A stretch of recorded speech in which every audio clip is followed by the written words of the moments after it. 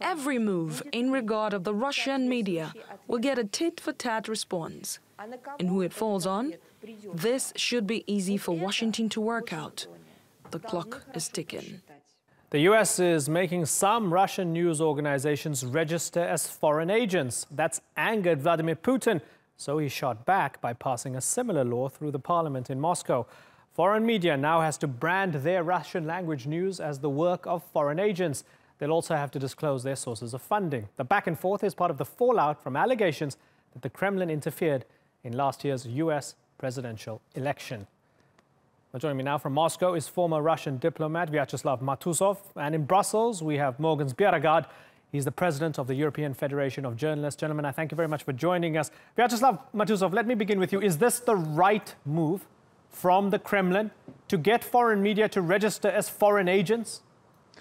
Of course, it's on my private opinion, it is natural course. Why? Because now Russia and the Western countries, first of all the United States, are in the situation of big confrontation. Confrontation in Syria, in Far East, in Middle East, in Ukraine, in Europe, in Baltic states. So the informational field is a sphere of confrontation too. That's why I consider that any measures against each of two sides are absolutely normal. And if the United States demanded from Russia today to register in the US as a foreign agent, that is absolutely clear and understandable. And from Russian side, when they demanded to acknowledge all American registered agencies or information media, I think it's also a good response, because if you are working in the country that you are in confrontation, you should await some kind of measures to be undertaken to prevent from informational interference. Okay. America blamed Russia for electoral interference. Russia now close to presidential elections too. And I think it is not a very bad thing. It makes our relations with the United States more clear, okay, more honest, and more understandable. So, okay, that's a really cynical view of the media. Morgan Bjerregaard, is that what's happening? The Russians use the media that they fund instrumentally against the West, and Western media outlets, particularly American media outlets, as Mr. Matusov mentioned, are using their influence instrumentally against the Russians, and this is a state of confrontation. Let's just be honest about it. That's how he sees it. How do you see it? It's a totally attack against freedom, press freedom to do this. And I'm looking at Russia just now. Regarding Russia, to just now with the election upcoming election, it's more important than ever that you've got free and independent media covering what happens in Russia, as it is in all other countries in the world. It is the absolutely wrong direction, trying to labeling media just because they're coming from other countries to be foreign agents. That's not the way of free media to operate. It should be possible for any journalist, for any media, to be able to ask any questions, and all politicians and governments should stay away from newsrooms. Right. This is one of the key roles of a free and independent press. Also, what Russia itself is supporting during the through Council of Europe, through their as participating states of OSCE, through United Nations, it is in the total wrong direction. And it is dangerous for press freedom, and it's dangerous for democracy when such things happens. Okay, dangerous for democracy. So, Mr. Matusov, let's set aside the American worries about RT or Sputnik. They don't like the channels. They believe the channels are there for interference. They don't like the editorial output. America's going through its own moment, right? There's, some would say paranoia, some would say it's valid. Whatever that may be, there's a tit for tat here. Let us look at some of the media organizations that have been named as having received letters from the Russian government that they will be listed. Radio Free Europe, Free Liberty, CNN, Voice of America, Deutsche Welle, the Germans. Can you honestly tell me that they have been hostile towards Russia and Russian interests? Do you have any evidence that they've been hostile towards you? I don't think that it is something against all mentioned media. Why? Because it is not prohibited to freely work in Russian Federation and free collecting any information they need, but only they should register themselves to place themselves in Russian media sphere as a foreign agent. But they're foreign saying, agent sir, that not... sorry to interrupt you, sir, and I apologize for interrupting you. They're saying, hey, we're media, we're free media. Yes, we get our funding from a particular country, okay, but we're not the embassy. No other way. They're saying we're not the embassy, we're not the information wing of the embassy, we're not representing a country. That's their point, whereas Russia is treating them as a country.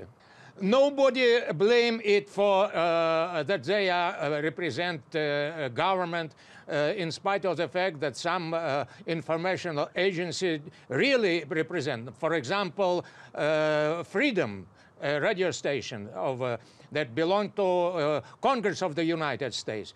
So we put aside who is behind the media. The main is it is American media is freely working in Russian Federation under cover of democracy, right of people and so on. We know George Soros, how he worked in Russia 25 years. He established quite a lot of network of his supporters in education, in many spheres of Russian life, social and economical even life. So I think that restrictions of that kind, that you can work, but you should remember, you are foreigner in my country. I think it is a normal thing. It is not prohibited to work, but it is prohibited to work undercover. You can collect any information. You make any meetings, any contributions to your media, but you should register. You appears on Russian public that you are foreign. Okay. Is there nothing against? Let me ask Mogens Bjerregaard. Mogens Bjerregaard, the suggestion from Mr. Matusov is that there are organizations who are using press freedom and freedom of speech as a Trojan horse to undermine Russian society. Do you believe or accept that there might be some truth or any truth to that? I don't see that free media, that organizations are undermining the society. The best way to develop a society, the best way to be sure that you've got free media is actually to let it be free and to have the pluralism that we need. And this is something which it's also guaranteed by having more media, by having media from several countries, covering what happens without being labeled as foreign agents or something else. That you have this pluralistic approach to what happens in a country. I think this is one of the best guarantees that you get a view on and the best view on what happens in the political life, what happens with the democracy, what happens during a general election.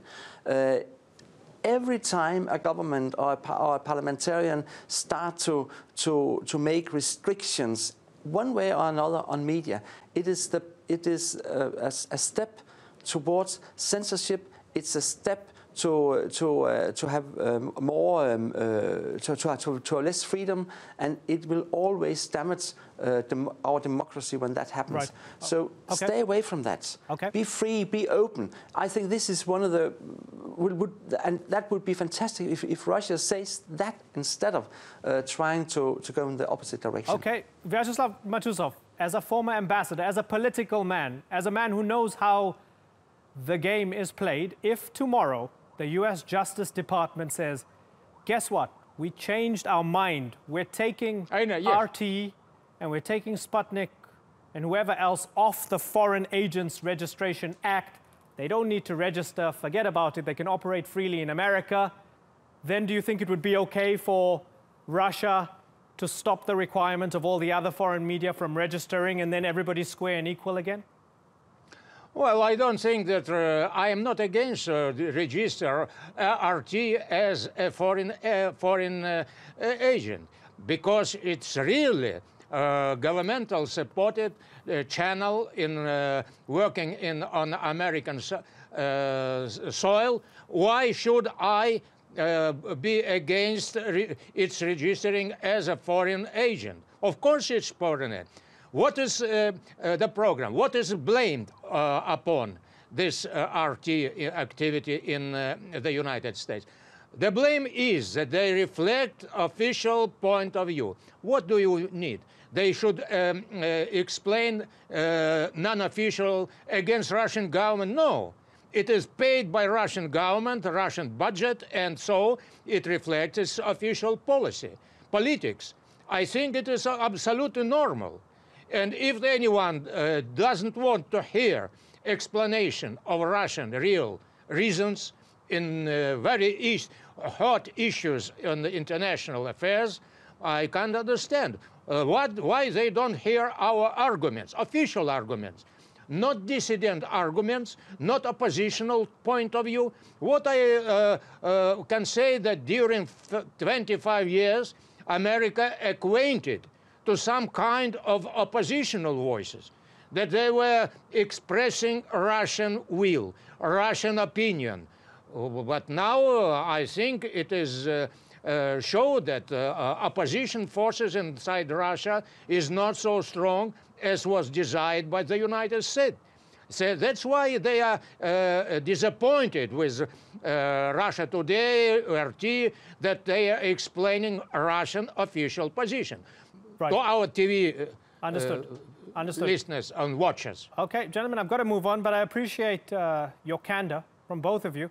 It's an interesting topic to cover. I thank you very much for joining us on the Newsmakers, Vyacheslav Matusov and Morgan's Bierregard.